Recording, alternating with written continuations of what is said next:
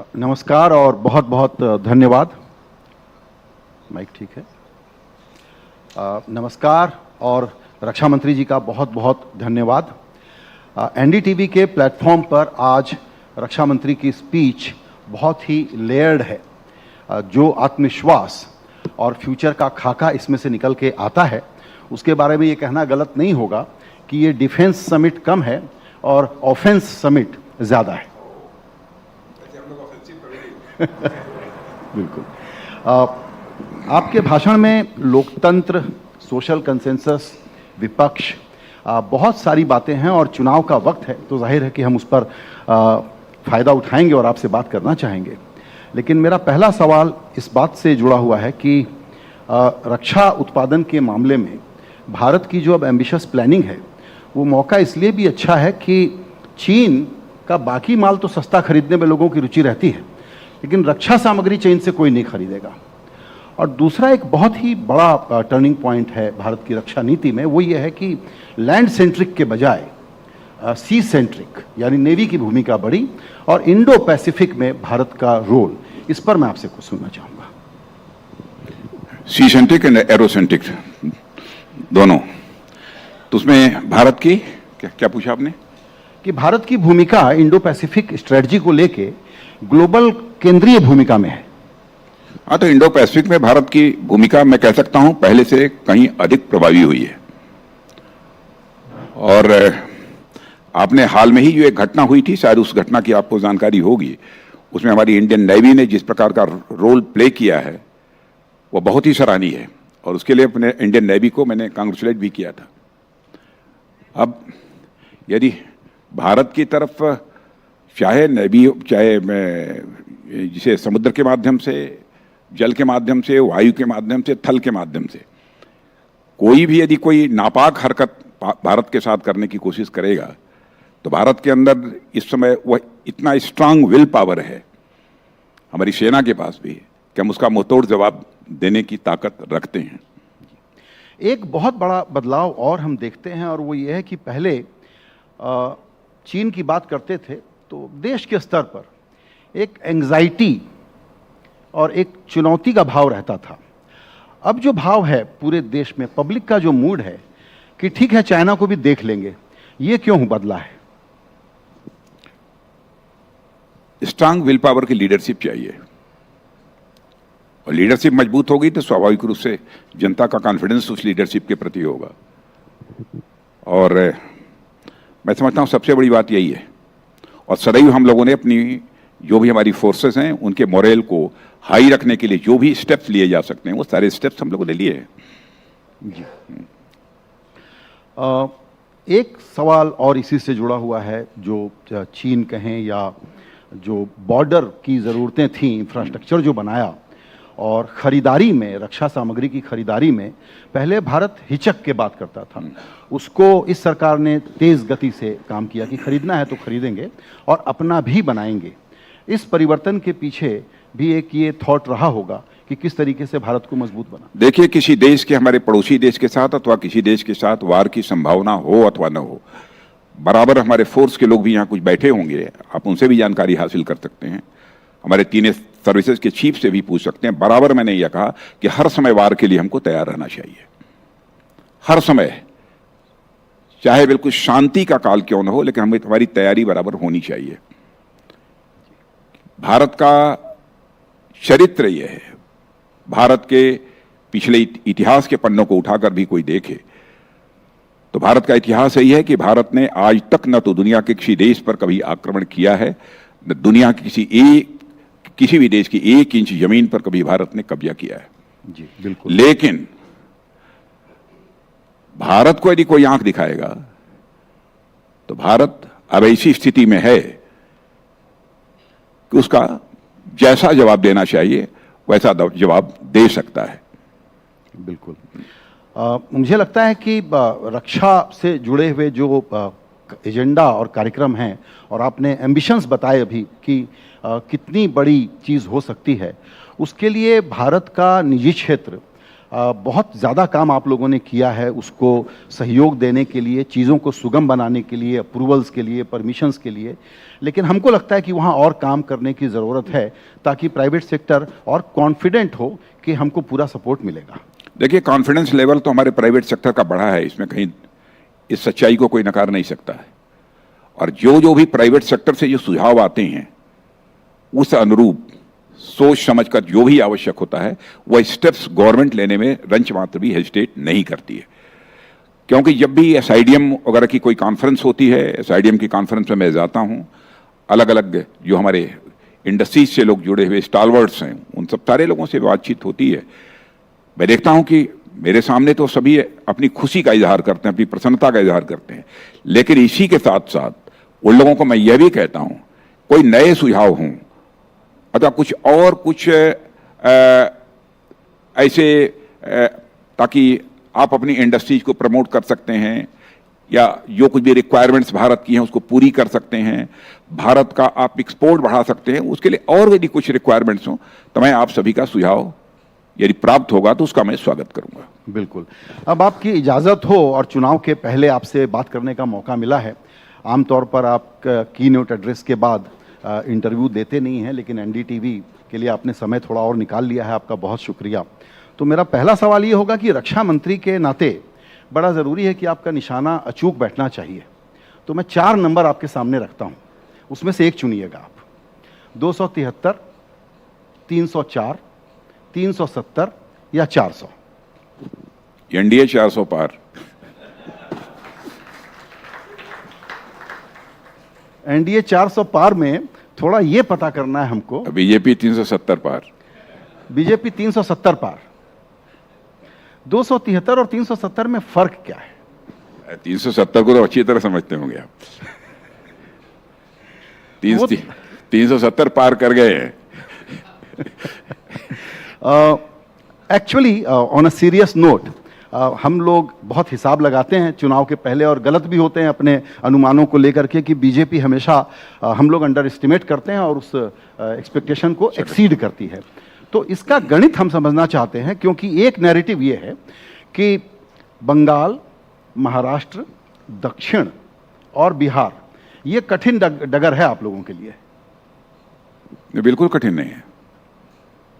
आपने देखा होगा कि 2014 के पहले हमारी स्थिति वेस्ट बंगाल में कैसी रहती थी, एक भी सीट हमको नहीं मिलती थी। 5 वर्ष के बाद 2019 में जब चुनाव हुआ, हमको 18 to 19 सीटों पर विजय हासिल हुई पार्लियामेंट्री कॉन्स्टिट्यूंसी में।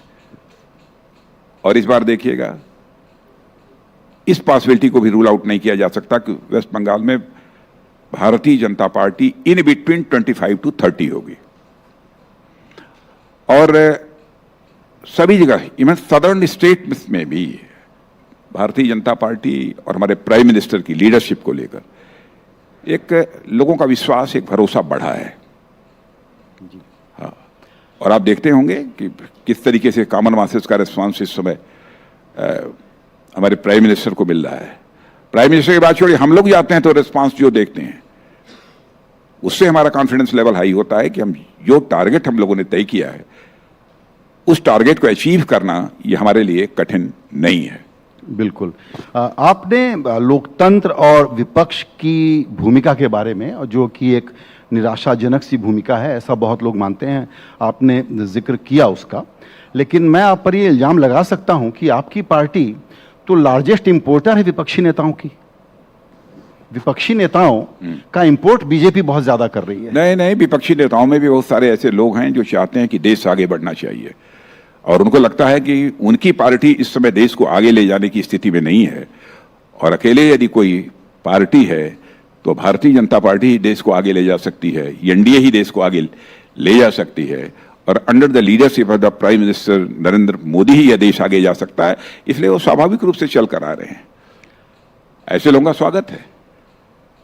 एक राजनीतिक कार्यकर्ता के रूप में मैं जानना चाहूंगा आपसे कि विपक्ष इस तरह से फेल क्यों हो रहा है? मजबूत विपक्ष सबको चाहिए। नहीं, ये बहुत चिंता का विषय है।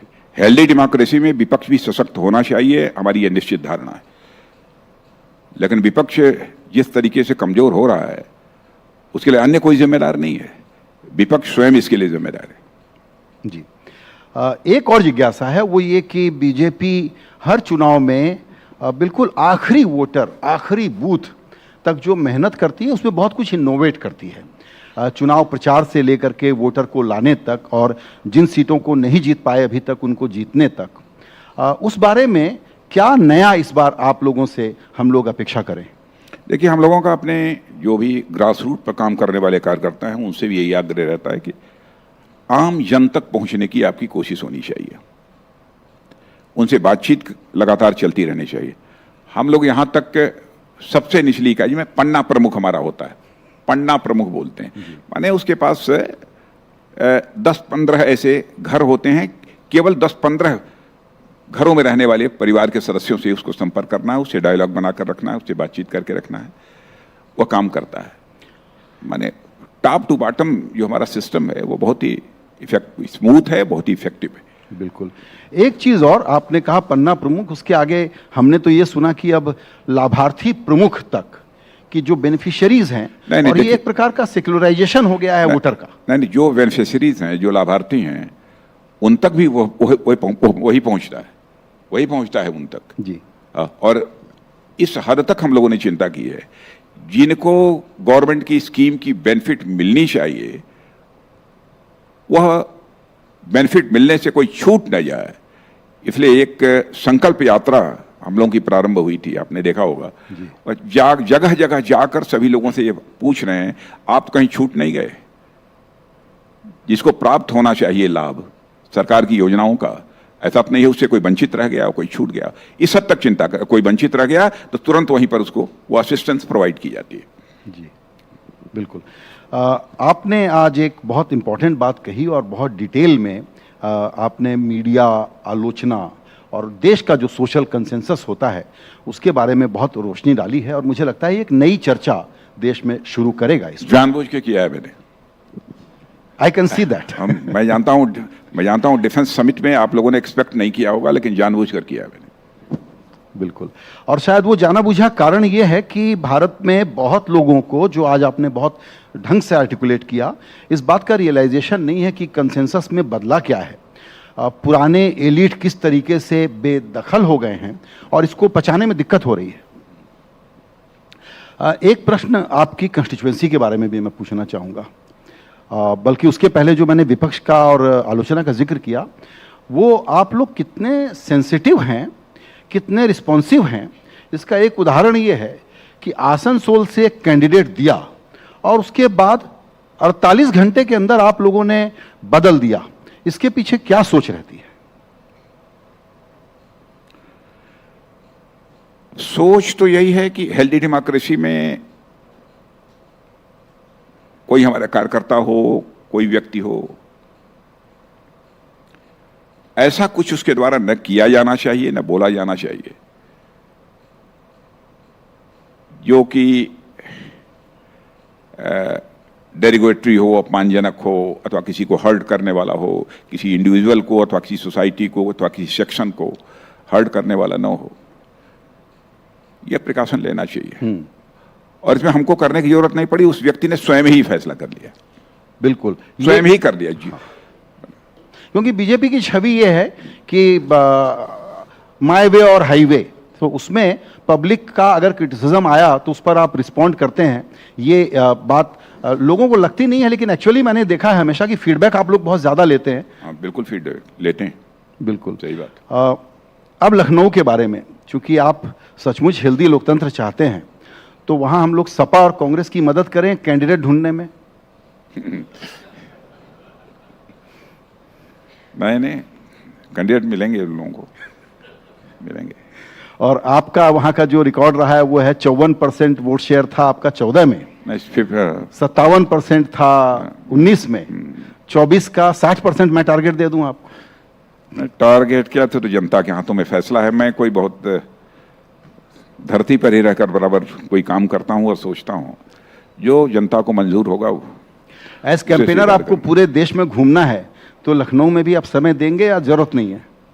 अभी तक 2009 से लेकर अपनी पार्लियामेंट्री कॉन्स्टिट्यूंसी में इलेक्शन के दौरान जितना समय देना चाहिए मैं कभी नहीं दे पाया। मैं कभी अपनी पार्लियामेंट्री कॉन्स्टिट्यूंसी में इलेक्शन पीरियड में 2 दिन रह पाता हूँ, या कभी कंट्री के किसी पार्ट से कोई कैंपेन करने के बाद रात को लौटा तो एक आध कोई पब्लिक मीटिंग वगैरह एड्रेस कर लिया है। मैं अपने को बहुत सौभाग्यशाली मानता हूँ कि जिस संसदीय क्षेत्र से मैं लड़ता हूँ, जनता का मुझे बहुत प्यार मिलता है, बहुत प्यार मिलता है। जी बिल्कुल। एक आखिरी सवाल और आपसे पूछना चाहूँगा मैं, वो ये कि दक्षिण भारत को लेकर के प्रधानमंत्री मोदी से लेकर के बाकी सारे नेताओं की जो सक्रियता है वो कमाल की है। पहले हम लोग जिस जुबान में बात करते थे वो था कि साउथ वर्सेस नॉर्थ या साउथ एंड नॉर्थ। अब ये साउथ और नॉर्थ का एक अजीब सा इंटीग्रेशन प्लान में देख रहा हूं बीजेपी की तरफ से, थोड़ा इसके बारे में अगर आप बताएं तो। देखिए, बहुत सारी पॉलिटिकल पार्टी नॉर्थ और साउथ डिवाइड की बात पहले भी करती रही है, लेकिन मैं समझता हूं कि अब यह डिवाइड की बात बोलने की हिम्मत कोई नहीं कर पाएगा।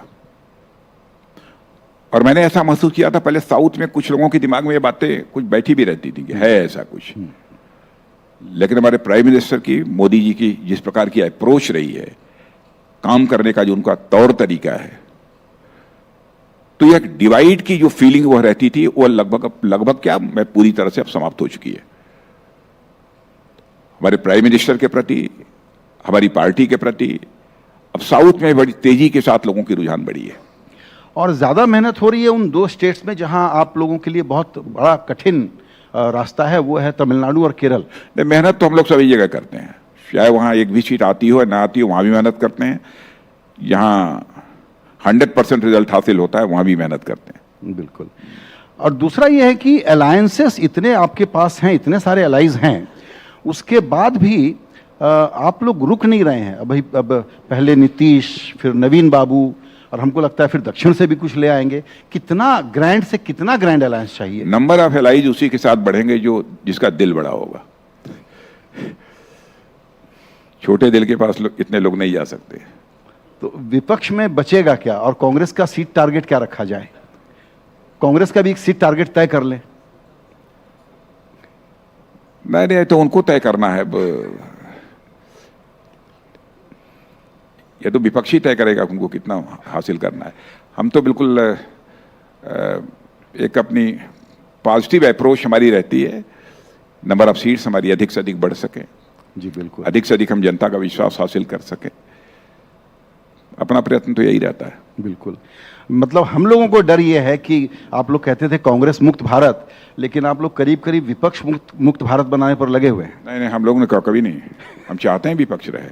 जी, ये तो उन लोगों की जिम्मेदारी है। बिल्कुल। वो कैसे रहते हैं। हमको 100% सीटें मिल जाएं, तब भी हम इस बात की बराबर चिंता करें कि भारत की जो हेल्दी डेमोक्रेसी है उस पर किसी भी सूरत में कोई क्वेश्चन मार्क न लगने पाए, यही हमारी कोशिश होगी। बिल्कुल। आपने आज इस बातचीत के लिए अलग से समय दिया, हमको बहुत धन्यवाद आपका। बहुत बहुत थैंक यू। बहुत बहुत धन्यवाद। Thank you.